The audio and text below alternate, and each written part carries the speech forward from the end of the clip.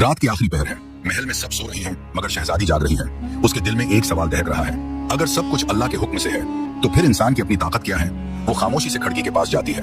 आसमान पर एक रोशनी हरकत करती है, जैसे कोई दरवाजा खुल रहा हो। फरिश्ता जाहिर होता है, लेकिन इस बार वो वैसा नहीं जैसे हमेशा होता था। उसके पर चमक नहीं रही, बल्कि उसके गर्द साया सा है, जैसे किसी इम्तिहान की पेशगोई हो। फरिश्ता कहता है, आज तुम्हें इबादत का मतलब समझना होगा। लेकिन उस राह पर कदम रखते ही हकीकत और वहम के दरमियान पर्दा हट जाएगा। एक लम्हे में महल की दीवारें गायब हो जाती हैं। शहजादी खुद को एक अजनबी शहर में पाती है। लोग दौड़ रहे हैं, चीख रहे हैं, मदद मांग रहे हैं। हर कोई किसी से कुछ चाहता है, लेकिन किसी के चेहरे पर सुकून नहीं।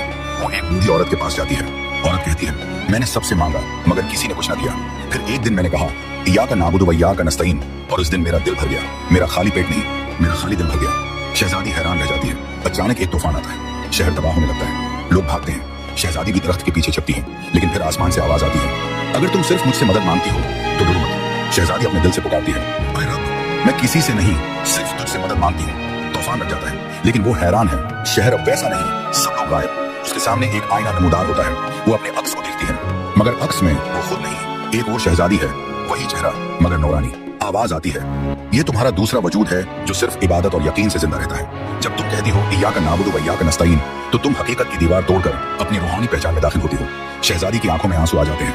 वो कहती है, तो असल ताकत दुआ में नहीं, ईमान में है।